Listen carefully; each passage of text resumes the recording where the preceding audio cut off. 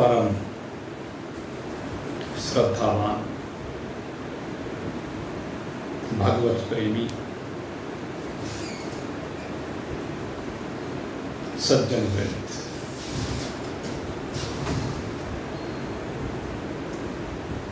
श्रीमद् भगवत गीता में अभी तक आपने श्रवण किया कि अपने शरीर के संबंधियों को कुरुक्षेत्र के मैदान में आमने सामने युद्ध के लिए आतुर देखकर स्वजनों के जाने के भय से अर्जुन के मन में शोक उत्पन्न हो गया। वो विषाद से संयुक्त हो गया और विषाद से संयुक्त होकर के भगवान से कहने लगा कि मैं कुल को नष्ट करने वाला नहीं बनना चाहता। कुल के नष्ट होने से कुल का धर्म नष्ट हो जाएगा और जिससे हमारे पितृ वो नरक की ओर प्रस्थान करेंगे, वर्ण संकर संतानें उत्पन्न होंगी। इसलिए मैं युद्ध नहीं करूंगा, चाहे ये मुझ निहत्ते वो धृतराष्ट्र के पुत्र मार भी क्यों न डाले, लेकिन मैं युद्ध नहीं करूंगा। विषाद से संयुक्त होकर के अर्जुन धनुष बाण त्याग करके रथ के मध्य भाग में जाकर बैठ जाता है और उस विषाद युक्त अर्जुन से भगवान श्री कृष्ण कहते हैं कि हे अर्जुन, इन विषम परिस्थितियों में तेरे मन में ये कायरता रूपी दोष कहां से आया? ये तो तुझे पहले भी मालूम था कि इनके साथ युद्ध करना है, अब कोई नई बात तो हुई नहीं। क्लेव्यम मा स्मगमः नहीं तत्त, क्लेव्यम मा स्मगमः नहीं तत्त उपपद्यते, क्षुद्रम हृदय दौर्बल्यम त्यक्तोदतिष्ठः परम तपः। हे पार्थ, हृदय की जो दुर्बलता है, हृदय की दुर्बलता क्या है कि मोह के कारण से तेरा हृदय द्रवित हो रहा है, ये हृदय की दुर्बलता है। ऐसा नहीं कि तू वीर नहीं है, मुझे पता है तू बहुत बड़ा वीर है और तूने अपनी वीरता को सिद्ध करके दिखाया। वो कागजी शेर होते हैं तो कागजी शेर की बात नहीं। अर्जुन ने अनेक युद्ध लड़े हैं और अपनी उनकी वीरता को सिद्ध करके दिखाया है। जैसे हमारे यहाँ एक बड़ा प्रसिद्ध चरित्र हुआ अकबर बादशाह के समय में, बीरबल। वो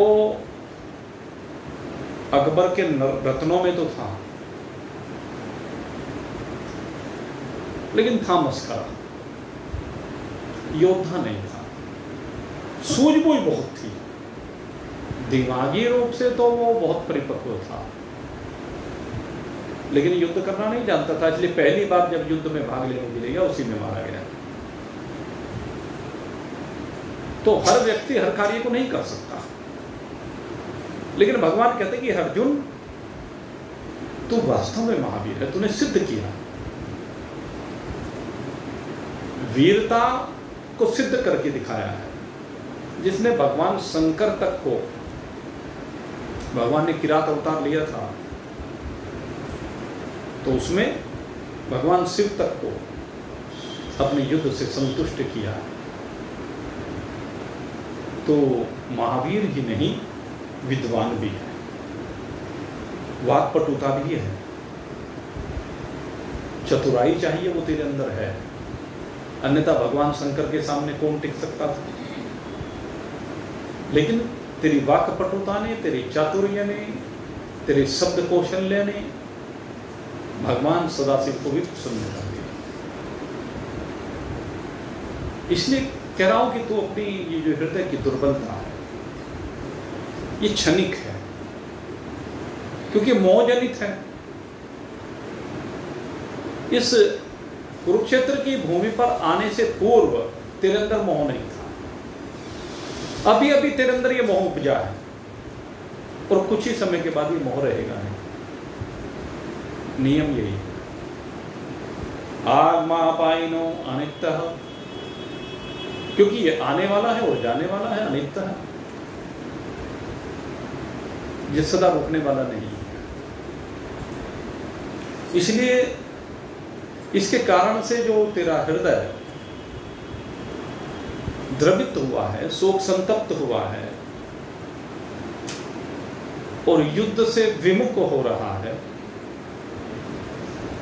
उसका परित्याग कर और युद्ध के लिए त्यक्त्वा उत्तिष्ठ परम तथा, इसे त्याग करके अब तू खड़ा हो जा। ये बैठने का समय नहीं है कि तू यहां रथ में बैठ गया धनुष बांध करके। तो प्रारंभ में भगवान ने 2 श्लोकों में बस थोड़ा सा मार्ग निर्देशन दिया, लेकिन साथ में ये आज्ञा दे दी और कैड़े शब्दों में कहा है। भगवान वेदव्यास जी कहते हैं कि ये जो 2 श्लोक भगवान ने बोले हैं ये बड़ी सख्ती से बोले। उस शक्ति के सामने अर्जुन का मोह कहीं टिकता नहीं है। जैसे कोई बालक को कई बार सख्त करना होता तो कैसे शब्दों में कहना पड़ता है, ऐसे भगवान ने कहा चल खड़ा हो, ये ड्रामा मत दिखा। ये जो तो ड्रामा कर रहा है, जैसे घर में सामान्य बोलचाल की भाषा में प्रयोग होता है, ये ड्रामा करना छोड़, खड़ा हो।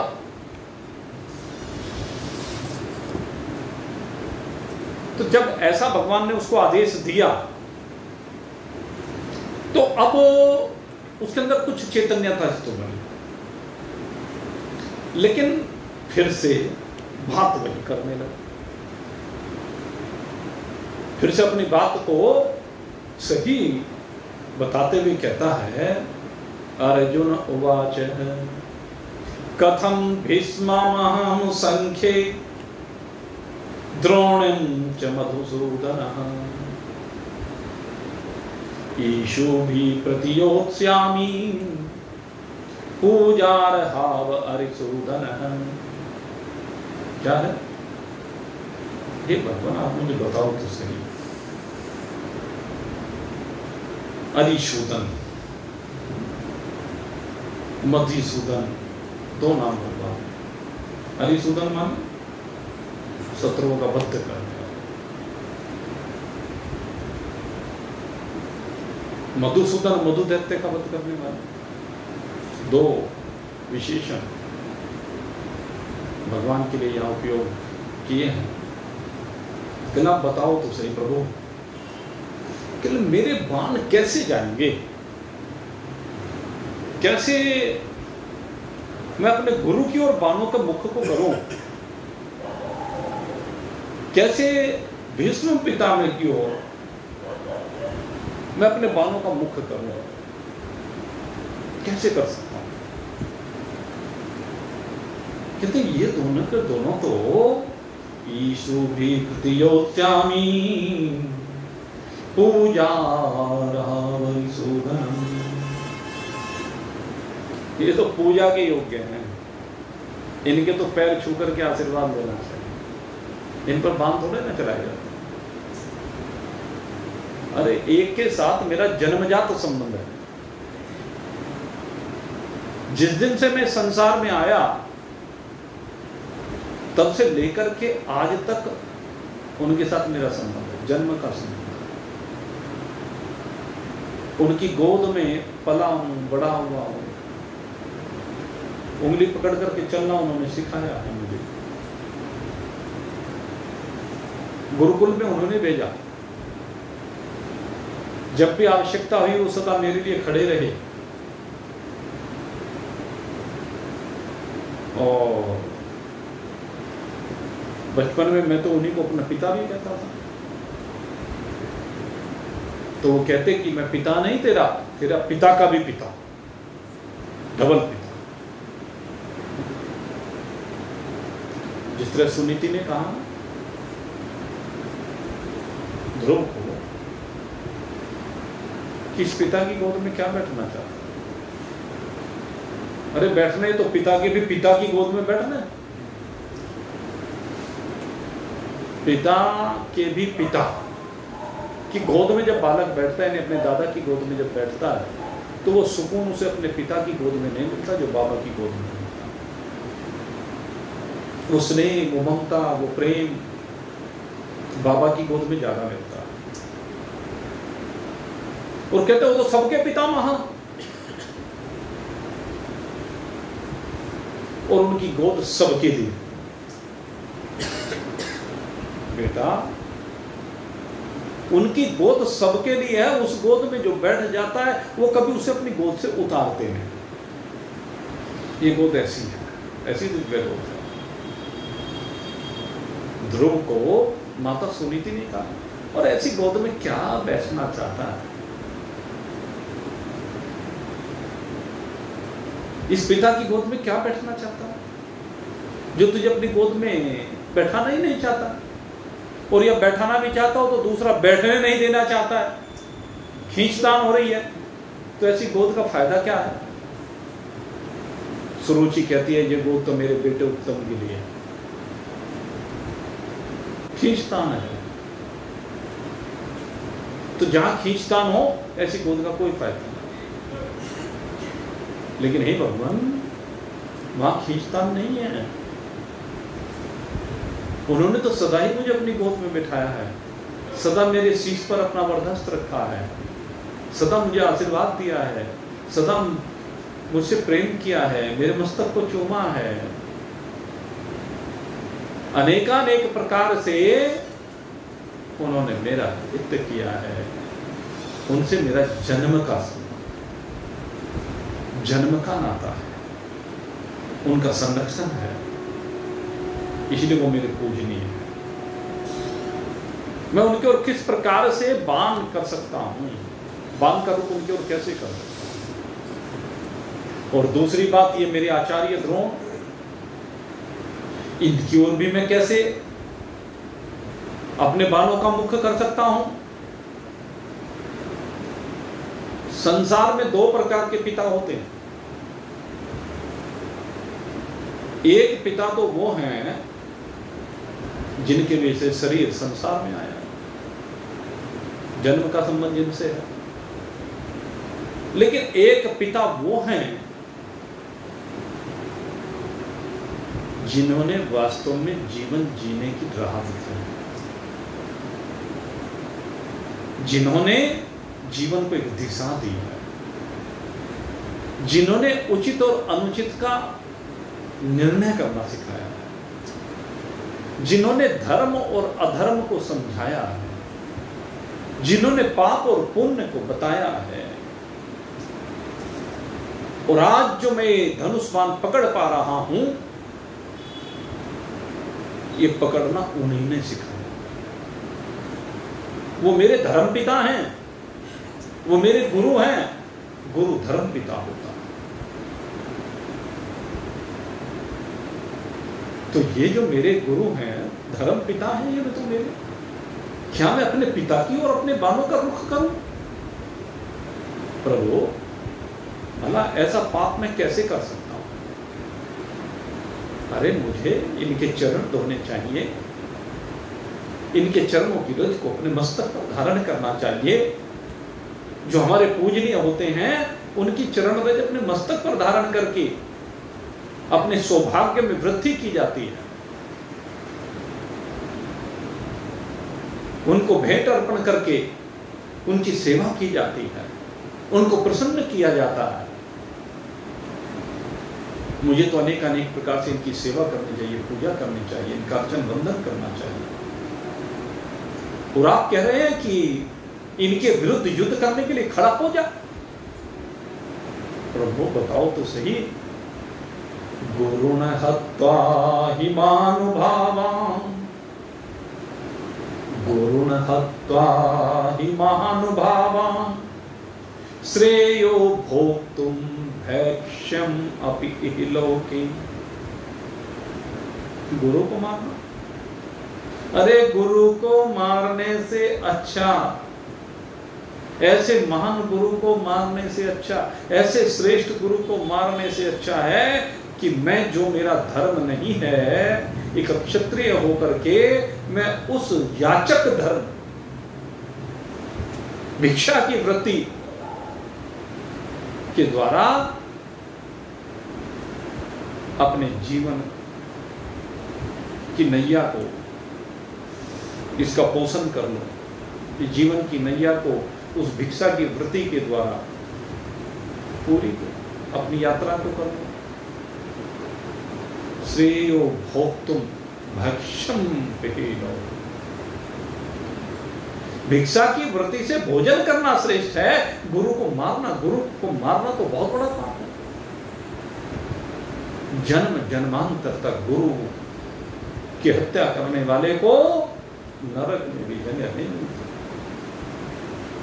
जो अपने गुरु की हत्या करता है, गुरु न हत्वा हि महानुभावान्, श्रेयो भोक्तुं भैक्ष्यमपि लोके, हत्वार्थकामास्तु गुरुनिहैव, भुञ्जीय भोगान् रुधिर प्रतिगदान्। मेरे लिए भिक्षा का अन्न खाना इसलिए श्रेष्ठ है, क्या गुरु के रक्त से सने हुए अन्न को मैं खाऊं? गुरु के रक्त से सने हुए इस राज्य का भोग मैं करूं? नहीं। एक धन की कामना से, एक सम्मान की कामना से, एक पद की कामना से, एक भोगों की कामना से मेरी आंखों पर पट्टी बन जाए और मैं ऐसे पाप करने के लिए उद्यत हो जाऊं? नहीं नहीं प्रभु, ये तो महापाप है, महापातक है। शिव पुराण में जिन महापातकों की चर्चा की है, तो आपको ध्यान होगा शिव पुराण जब पढ़ाई थी तो उस समय इन को महापातकों की श्रेणी में रखा गया। अपने बड़ों की हत्या करना, अपने गुरुजनों की हत्या करना और ऐसे पापी रौरव, कुंभिपाक आदि नरकों में करोड़ों जन्मों तक वास करना, करोड़ों जन्म, कीड़ों की योनि में पड़ना,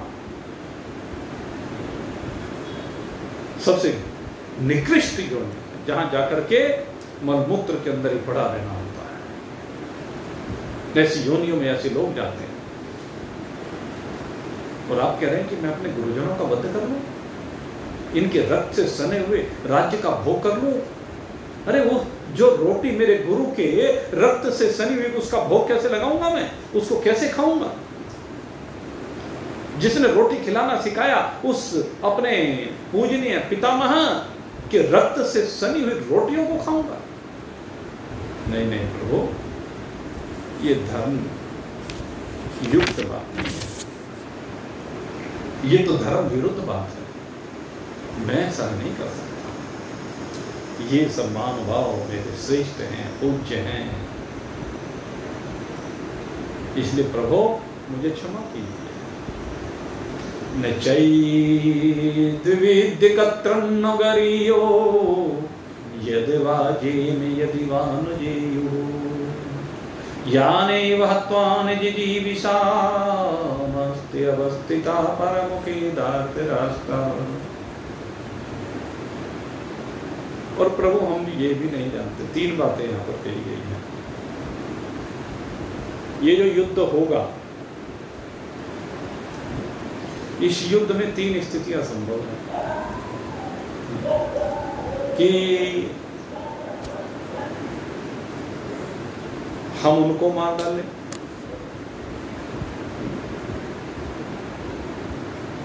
या वो हमें मार डालें। पहली तो बात हमें पता नहीं कि युद्ध करना ठीक भी है कि नहीं है, पहली बात तो यह है। दूसरी बात यह है कि वे जीते, तीसरी बात यह कि हम जीते। मैं तो अभी भ्रम से संयुक्त हूं। जीतना हारना तो बाद की बात है। हमारे लिए युद्ध करना ठीक है, युद्ध ना करना ठीक है। सबसे मुख्य बात यह, सबसे पहले तो निर्णय यही करना है कि हमें करना क्या है। क्योंकि मैं तो अभी यही निर्णय नहीं कर पा रहा हूं, मैं यही नहीं समझ पा रहा हूं युद्ध करना ठीक है या ना करना ठीक है। सशंकित है, उसका मन भ्रमित है और भ्रम से बाहर निकलना है।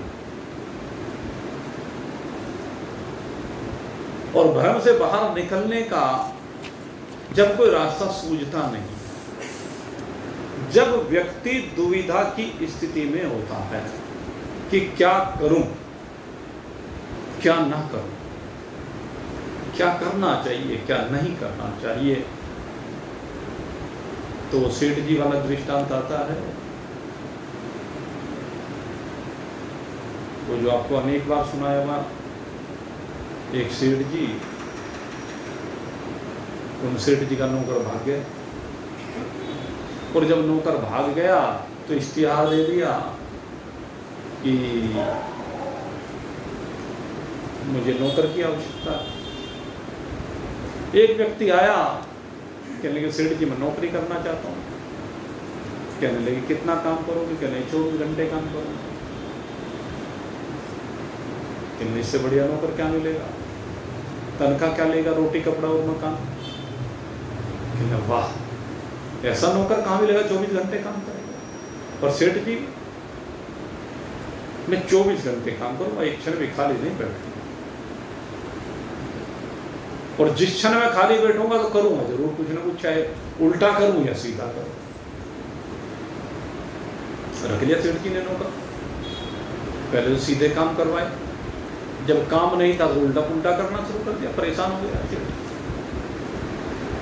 नौकर इतना काम करे कि उसे छोड़ना भी नहीं चाहते, और नौकर परेशान बहुत कर रहा। क्या करें? दुविधा की स्थिति है।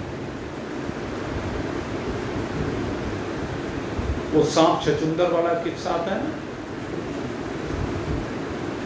न निकल सके न छोड़ सके, इस तरह की स्थिति। तो ऐसी स्थिति में क्या करें? जब दुविधा की स्थिति। एक बार एक सेठ जी थे, बड़े धनवान थे, बड़े मालदार थे, 4 बेटे थे और चारों नालायक। सेठ जी जानते थे कि मेरे बेटे सारे नालायक हैं और मेरे मरते ही जितना धन मैंने इकट्ठा कर रखा है सब लुटा देंगे, सब ठिकाने लगा। लेकिन स्वाभाविक पिता के मन में होता है कि भाई इनकी रोजी रोटी आगे चलती रहे, ठीक से चलती रहे, इसलिए मुझे कुछ सोचना चाहिए, प्रबंध करना चाहिए। ऐसा सोच करके सेठ जी ने प्रबंध कर दिया, और जो प्रबंध किया वही में एक कोने में लिख दिया। तो कुछ समय के बाद भाई सेठ जी की यात्रा तो पूरी होनी थी, एक स्वाभाविक बात है, सभी की यात्रा पूरी होनी है। तो सेठ जी की भी यात्रा पूरी हो गई, और जब सेठ जी की यात्रा पूरी हुई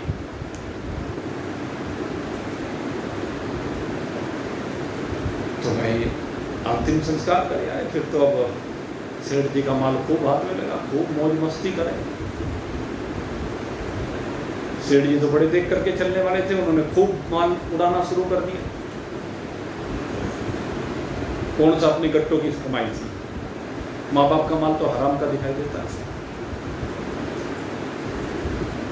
सबकी यही बात है, जब अपने आप खर्च करना होता है, माँ बाप तो अपनी संतान के ऊपर अपना सब कुछ लुटा देते, सब कुछ खर्च कर देते, चाहे कर्जा भी क्यों ना लेना हो। लेकिन जिस दिन माँ बाप को आवश्यकता होती है, संतान नहीं करती। 100 बार सोचती है, करूं ना करूं, क्या होगा, क्या फायदा होगा, तो जाने वाला है, क्यों काम काज किया, ऊपर धन खराब किया। ये होता लोक व्यवहार यही है भाई। तो खैर बाप का माल था, खूब उड़ाया। अब जब खूब उड़ाया, धीरे धीरे धीरे सारे ऐब लग गए, शराब पीने लगे, ऐश करने लगे, इधर उधर यार पासों में बैठने लगे, पार्टियां करने लगे, होटलों में जाएं, न जाने क्या क्या, कोई ऐसा दुनिया का विकार नहीं जो उनमें ना आ गया। माल बहुत था सेठ जी का, पर भाई कितना ही भंडार हो, ऐब में तो सब निपट जाता है, धीरे धीरे धीरे सब छुट। फिर जो आभूषण रखे हुए थे तिजोरी में वो सब बेचने शुरू किए, जितनी जमीन जायदाद थी वो बेचने शुरू करी। अब तो केवल मकान रह गया और रोटियों के भी लाले पड़ गए, परेशान हो गए। और आखिर जब परेशान हो गए तो सोचा भाई देखो, उधार सुधार में भी पड़ो, अब होश आई। हमारे पिताजी के रुपए चाहते हो किसी पर, जरा देखो तो सही। अब देखा, 2-4 जगह मिली, वे भी ले आए, वे भी ठिकाने लग गए। अब कहीं से कोई रास्ता नहीं मिल रहा है। कहने लगे अच्छी तरह से खंगाल लो, वही खाते। अब वही खातों को खंगाला तो एक जगह कोने में लिखा देखा, 10 मन सोना संदूक में फला कोने में दबा हुआ रखा है। 10 मन सोना संदूक में दबा हुआ रखा हुआ है, फला कोने में मकान के। अब जैसे ये देखा, अब फिर तो खोदना शुरू कर दिया, 10 मन सोना। अब खोदा, संदूक निकल गया। अब संदूक को खोला,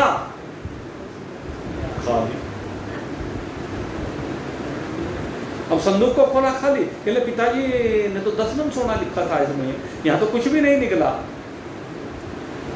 कुछ नहीं निकला, खाली। क्या करें? अब कहने पिताजी ने गलत तो लिखा नहीं होगा, सोच विचार करके ऐसा किया होगा, उन्हें पता था कि अब तो निठल्ले हैं, हम तो आवारा हैं। हमारे पिताजी जानते तो थे ना कि हमारे बच्चे कैसे हैं, सब जानते हैं अपने बच्चों को। लेकिन जिस दिन बच्चा पहला गलती करता है, उसी दिन अगर उसके मुंह पर 2 थप्पड़ लगा दिए जाए ना, वो उसी दिन रास्ते पे आ जाए। लेकिन माँ बाप उस दिन तो लगाने की हिम्मत करते नहीं कि सुधर जाएगा। जब वो सब लुटा देते हैं, सब शराब में लुटा देते हैं, पार्टियों में लुटा देते हैं, तब फूट फूट करके रोते हैं। भुगत अपनी करनी है, तेरी करनी है, जो भुगत नहीं पड़ेगी तुझे। कहने लगे उड़ गया होगा, जब भाग्य प्रतिकूल होता है, रखा हुआ उड़ गया, बहुत परेशान, क्या करें? अब रोटी कहां से आई? काम करने की तो आदत नहीं है, मेहनत करने की तो आदत नहीं है, हराम का खाने की आदत है, बाप का माल उड़ाने की आदत थी अब तक। तो अब करे तो क्या करें? सारे बहुत परेशान। तो ऐसी जब विपरीत परिस्थिति आ जाए, दुविधा की स्थिति आ जाए, क्या करें क्या ना करें, निर्णय नहीं कर पा रहे, नौकर को रखें कि ना रखें, रोटी कहां से मिले, कैसे मिले, क्या करना चाहिए, तब जाकर के याद आते हैं गुरु। तब महान पुरुषों की याद आती है। कहने लगे भाई कोई महान पुरुष ही है, रास्ता दिखा दे। इन विपरीत परिस्थितियों में, विपत्ति की स्थिति में, असमंजस की स्थिति में, भ्रम की स्थिति में, संशय की स्थिति में कह रहे किसी महान पुरुष के पास जाना चाहिए। तो लड़कों ने सोचा और सेठ ने भी सोचा कि चलो हमारे पिताजी एक गुरु जी के पास जाया करते थे, हम भी उनके पास चले, हो सकता है कोई मार्ग दिखा दे। गए, गुरु जी को प्रणाम किया, आओ भाई, और तुमने क्या हाल बना रखा है? अजी बस क्या बताएं, सब समय की मार है, अरे तुम्हारे पिताजी तो बहुत बड़े सेठ थे। कहने जी हाँ थे, लेकिन वे तो भगवान को प्यारे हो गए और हमने उनका सम्मान लुटा दिया, अब तो हम भिखारी हो गए। कहने के बड़े घर की तो खुरचन भी बहुत होती है। कहने जी वो खुरचन भी देख ली। खुरचन भी देख ली कि हाँ। क्या देख ली? कहने भाई के कोने में लिखा हुआ था कि मकान के फलाने कोने में 10 मन सोना संदूक में दबा हुआ है। कहने के तो कहने खाली। कहने अच्छा कोई बात, चलो मैं चलता। महाराज जी आ गए और महाराज जी ने कहा संदूक दिखाओ भाई। देखा बहुत भारी संदूक था। कहने लगे तराजू मंगवाओ। तो मंगवाई भी तराजू। कहने लगे सोने को रखो, इसे संदूक को रखो इसके ऊपर। संदूक को रख दिया, तराजू में तोला गया 10 मन। कहने लगे मूर्खो 10 मन सोना संदूक में है। अब तो बहुत बड़े कहने क्या कह रहे हो महाराज जी? कहने मैं सत्य कह रहा हूं, 10 मन सोना संदूक में है। कहने हमें तो कहीं दिखाई नहीं दे रहा, आप कह रहे हैं तो होगा, पर है कहां? कहने मूर्खो ये सारा संदूक ही सोने का, ये संदूक ही सोने का, ये मानव देह ही सोने की, ये मानव देह सोने की है। हिरण्यमः पात्रेण सप्तसोपाहिता, उपनिषद में आता है। ये देह हिरण्यमयी देह है, स्वर्णमयी देह है, लेकिन ये सत्य है, माया में छिपा हुआ है, जिसके कारण से हम जानते नहीं। अरे देह तो ऐसी है, तुम 10 मन सोने की बात करते हो, 100 मन सोना पैदा कर दो, 1000 मन सोना पैदा कर दे, 1,00,000 मन सोना पैदा कर दे। अगर इसका उपयोग करोगे, इसको लगाओगे, और अगर यदि आलस्य में, प्रमाद में, निद्रा में पड़े रहोगे तो पड़े रहो। जो सोवत है सो खोवत है, जो जागत है सो पावत है। टुक नींद से आँखियाँ खोल जरा और अपने प्रभु से ध्यान लगा। यह प्रीत करने की रीत नहीं, प्रभु जागते हैं तू सोवत है। उठ जाग मुसाफिर भोर भई, अब रहने कहाँ जो सोवत। मिल गया रास्ता, सारा संदूक सोने का है। और जिसने नौकर रखा था, महान पुरुष आए उसके साथ, और महान पुरुष ने आकर बताया मैं लगाता हूं इस नौकर को ठिकाना। कहा एक गड्ढा खोदो, खुदवा दिया गड्ढा अंदर में। एक बंदी लेकर के आओ, गाड़ो इसको भली प्रकार से, गाड़ दी, चढ़ो उतरो, सीधा हो गया नौकर।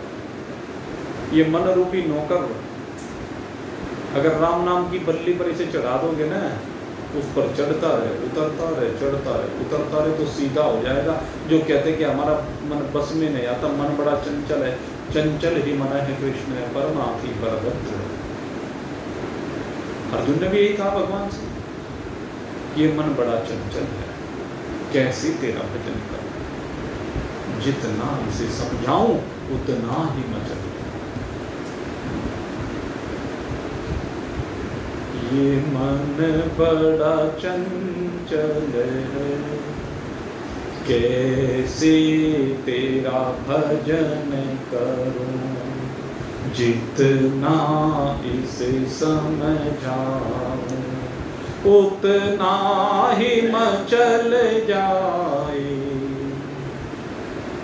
राधे तेरे चरणों की श्यामा तेरे चरणों की गर धूल जो मिल जाए, सच कहता हूँ मैं तकदीर बदल जाए। राधे तेरे चरणों की, श्यामा तेरे चरणों की गर धूल जो मिल जाए। परमात्मा के चरणों के अगर धूल मिल जाए, महान पुरुषों की धूली अगर मस्तक पर आ जाए, लेकिन आएगी किसके? जो श्रद्धा संयुक्त होते हैं, जो समर्पित भक्त होते हैं, उनको ये अवसर मिलता है। और जो दूर भागते हैं, दिखावे के लिए आते हैं, माल तो चाहते हैं और सेवा कुछ करना नहीं चाहते। माल तो चाहते हैं और सेवा करना नहीं चाहते, तो सेवा बिन तो मेवा मिलता नहीं भाई। संसार का सिद्धांत है, बाप के माल को बांटना तो सारे बेटे चाहते हैं, पर सेवा कोई करना नहीं चाहता, तो भाई बात बनने वाली नहीं है। एक सेठ जी थे, तो वो जो सेठ जी थे धीरे धीरे बुढ़ापा आ गया, और बुढ़ापा आने पर अब बच्चे हो गए, बच्चों के बच्चे हो गए, और जब बच्चों के बच्चे हो गए, अब सेठ जी को कुछ भी जरूरत पड़े, सुने ही नहीं कोई सा। सेठ जी का चश्मा टूट गया, कोई सा बनवा के न लाके, सेठ जी बीमार हो जाए कोई दिखा के ना, परेशान करके रख दिया। तो एक दिन सेठ जी बैंक में गए और जाकर के 2 लाख रुपए निकलवा के लाए खाते से, और बड़े प्रेम के साथ बच्चों को बुलाया कि आओ भाई, अब रुपए जेब में अलग ही दिखाई दे रहे हैं, बच्चे देख रहे हैं रुपए, आज तो क्या मामला है। कहने लगे भाई आज बैंक में गया था, कुछ रुपए पड़े हुए थे, सोचा चलो निकलवा लाऊं, लो आज तुम्हारे नाम के 2 लाख रुपए निकलवा के जाओ और बम्बई घूमाओ। पिताजी क्या करोगे? हाँ जाओ सब लोग। अरे भाई मुझे क्या करना है, जरा घूमो फिरो मौज मस्ती करो। कहने लगे भाई आज तो मजा आया। अब बच्चों ने तुरंत टिकट बुक करवाए, सारे परिवार के साथ, माल सेठ जी दे रहे हैं, घूमने वो जा रहे हैं। एक बार भी किसी ने नहीं कहा कि पिताजी आप भी चलो। बूढ़ा गड़बड़ कर देगा। हाँ? मौज मस्ती के लिए सारे चले गए, 15 दिन का टूर बनवा दिया, होटल बुक करा दिए, चले गए। और इधर सेठ जी ने प्रॉपर्टी डीलर को बुलाया, और प्रॉपर्टी डीलर को बुला करके आज ही मकान बेचना है। क्या मतलब? आज ही बेचना, चाहे जितने का भी। अब सेठ जी तो बहुत बड़ी हवेली थी। अब प्रॉपर्टी डीलर ने तुरंत चर्चा की, और चर्चा करते अब रुपए का माल आठाने में मिले तो कौन छोड़े। ग्राहकों की लहर लगी, 10 करोड़ रुपए में सौदा हो गया, बैनामा करवाया। जो सामान था वो सारा सामान सेठ जी ने एक आश्रम में गए, अपना सामान तो आश्रम में लेकर के गए, और जो उनका सामान था, बच्चों का एक मकान किराए पर लिया, उनका सामान वहां रखवा दिया, और जाकर के अपना आराम के साथ आश्रम में जाकर के रुक गए। अब 10 करोड़ रुपए जेब में थे, तो आश्रम वाले भी कोई कुछ नहीं कह सकता, अपना माल खाना है, क्योंकि बगैर पैसों के आश्रम में भी कोई नहीं पूछता भाई। बहुत से लोग ये सोचते हैं कि चलो मैं आश्रम में चला जाऊँ, वहाँ फ्री में अब कोई नहीं पूछता।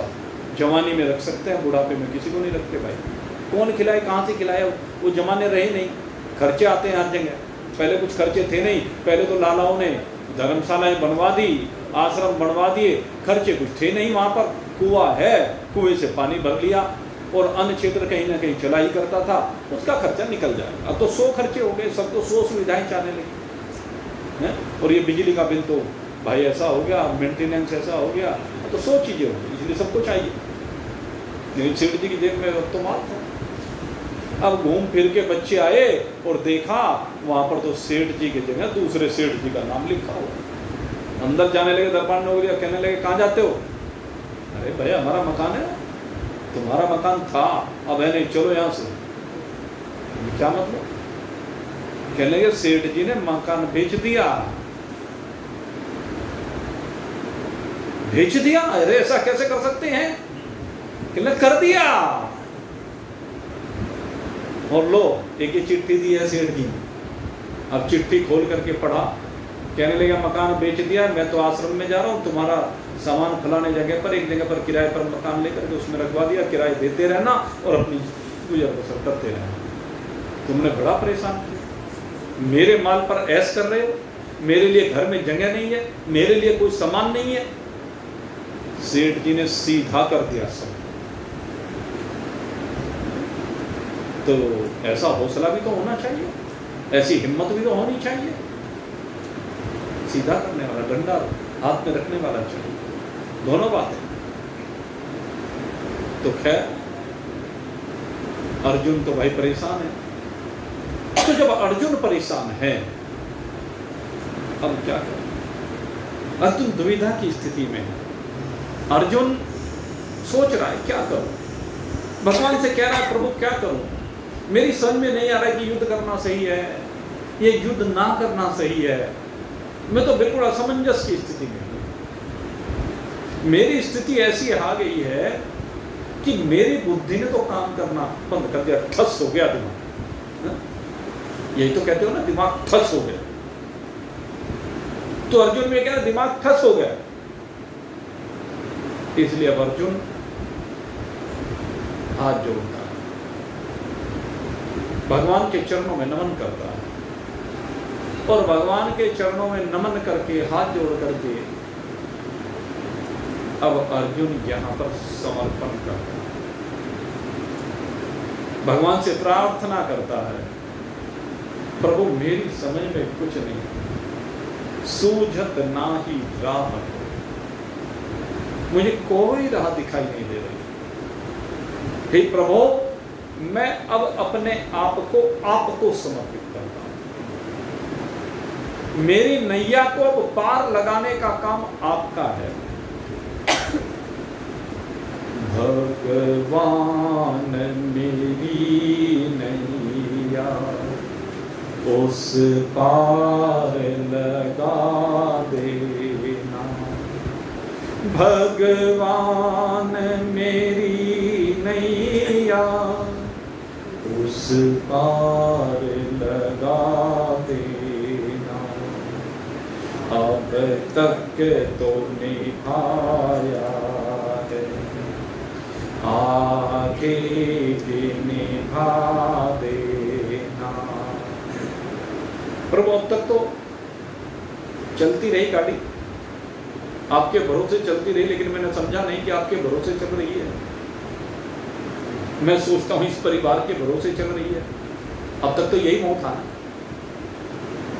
कि मेरी नैया को चलाने वाले मेरे ये घर वाले हैं, मेरे अपने हैं, बाल बच्चे हैं, माँ बाप हैं, भाई बंधु हैं। लेकिन हकीकत ये नहीं है। आज अर्जुन की समझ में आ गया है कि चलाने वाले आप हैं, ये तो सारे बाधा बनते हैं। अर्जुन ने अब जहां भी आप देखेंगे हर जगह पर श्रेय की बात, श्रेयो अहम आदमी है। वो बार बार कहता है कि मैं श्रेय मार्ग को चुनना चाहता हूं। एक प्रेम मार्ग है, एक श्रेय मार्ग है। अर्जुन श्रेय मार्ग को चुनना चाहता है और वो जानता है श्रेय मार्ग केवल भगवान बता सकते हैं। और ये परिवार वाले तो भगवान के मार्ग से हटाने वाले हैं, भटकाने वाले हैं। आपको बताओ ये संबंधी जितने भी हैं हटाने वाले हैं, कोई लगाने वाला नहीं मिलता। जो खुद लगा हुआ होगा वो लगा सकता, जो खुद लगा हुआ नहीं है वो दूसरे को भी लगाने नहीं देता। अगर वो लगना भी चाहे तो भी पीछे से टांग खींचते रहते हैं। सारे संसार का यही हाल है भाई, बाल बच्चों का यही हाल है।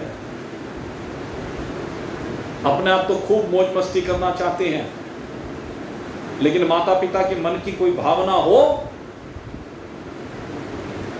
तो भाई अजी क्या रखा है इन चीजों में, क्यों टाइम खराब करते फिरते हो, क्यों पैसा खराब कर रहे हो, इतने में तो ये हो जाएगा वो हो जाएगा। हाँ भाई हो सकता है, इसमें कोई दो राय नहीं। आप तीर्थ यात्राओं पर जाते हैं, इतना मोटा पैसा खर्च करके आते हो, उसके बदले में बहुत कुछ हो सकता है, ये बात सही है, लेकिन वो नहीं हो सकता जो तीर्थ यात्रा पर होता है।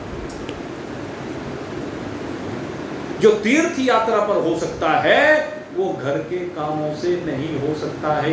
तेरा परमार्थ, तेरा परमात्मा तुझे यहीं से मिल सकता है। घर में फ्रिज लाने से नहीं मिलेगा, घर में एसी लगाने से नहीं मिलेगा, घर में बहुत बढ़िया मखमली कालीन बिछाने से नहीं मिलेगा। इनसे परमात्मा मिलने वाला नहीं है। रोज होटलों में खाने से परमात्मा मिलने वाला नहीं है। रोज नए नए वस्त्र पहनने से परमात्मा मिलने वाला नहीं है। तूने नए वस्त्र पहन रखे हैं, फटे हुए वस्त्र पहनने की बात से कोई फर्क नहीं पड़ता है। तूने आभूषण पहन रखे हैं कि नहीं पहन रखे, इससे कोई फर्क नहीं पड़ता है। फर्क इस बात से पड़ता है कि तूने अपने आप को परमात्मा को कितना समर्पित किया है। तो अपने आप को परमात्मा को सौंप पाया है कि नहीं सौंप पाया है। तूने परमात्मा के निमित्त कुछ किया है कि नहीं किया है। तूने इस मोह की दलदल से बाहर निकलने के लिए अब तक कुछ हथियार उठाए कि नहीं उठाए, या तू केवल दूसरे के नाम से नाम दूसरे का लेता है और अपने आप चिपका बैठा है। करने योग्य काम को अपने आप से नहीं कर रहा है। अरे मेरे मित्रों, अपनी ताकत को पहचानो, अपनी शक्ति को पहचानो और मालिक बन के रहो। ये नौकर बन के रहने की आवश्यकता नहीं है। जब तुम मालिक हो तो मालिक बन के रहो। नौकर बन के क्यों रहते हो? चिंतन करके देखो। जिस सेठ ने अपना मकान बेच दिया ना, वो मालिक बन के बेचा। अपने एक एक पैसे के लिए मोहताज कर दिया बच्चों ने। सारा माल उसका, सारी चीजें उसकी, और मोहताज क्यों? ऐसे बच्चों से क्या लेना देना? ऐसे बच्चों का क्या मोह? कोई श्रवण कुमार हो, भगवान श्री राम जैसा हो, नचिकेता जैसा हो, तो वे तो आदर्श हैं। ऐसे आदर्श भी बहुत होते हैं, ऐसा नहीं कि है नहीं, ऐसे आदर्श भी बहुत हैं। लेकिन रावण जैसे, उनसे क्या प्रेम करना? रावण को तो जलाया जाता है, रावण को तो मारा जाता है। इसलिए मेरे मित्रों, अपनी शक्ति को पहचानिए और प्रार्थना कीजिए भगवान से। जैसे अर्जुन प्रार्थना कर रहा है, प्रभु हम अब हमारे जीवन की नैया अब आपके हवाले है। अब सौंप दिया इस जीवन का सब भार तुम्हारे हाथ। भगवान मेरी नैया उस पार लगा देना, अब तक तो निभाया है, आगे भी निभा देना। छल बल के साथ माया, छल बल के साथ माया, घेरे जो मुझको आकर। छल बल के साथ माया, घेरे जो मुझको आकर, तुम देखते ना रहना, तुम देखते ना रहना, झट आके बचा लेना। गुरुदेव मेरी नैया उस पार लगा देना। भगवान मेरी नैया उस पार लगा देना। संभव है झंझटों में, संभव है झंझटों में मैं तुमको भूल जाऊं। संभव है झंझटों में मैं तुमको भूल जाऊं, पर नाथ दया करना, पर नाथ दया करना, मुझे तुम ना भुला देना। भगवान मेरी नैया उस पार लगा देना। भगवान मेरी नैया उस पार लगा देना। तुम इष्ट में उपासक, तुम इष्ट में उपासक, तुम देव में पुजारी, तुम इष्ट में उपासक, तुम देव में पुजारी। ये बात सच है तो, ये बात सच है तो सच करके दिखा देना। भगवान मेरी नैया उस पार लगा देना। भगवान उस पार लगा देना। कर दोष दूर दिल के, कर दोष दूर दिल के, भगवान पवित्र कर दो। कर दोष दूर दिल के, भगवान पवित्र कर दो। वो ज्योत प्रेम की थी, वो ज्योत प्रेम की थी, हृदय में जगा देना। भगवान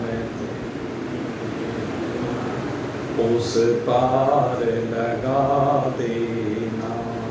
अब तक तो निभाया है, आगे भी निभा देना। भगवान मेरी नैया उस पार।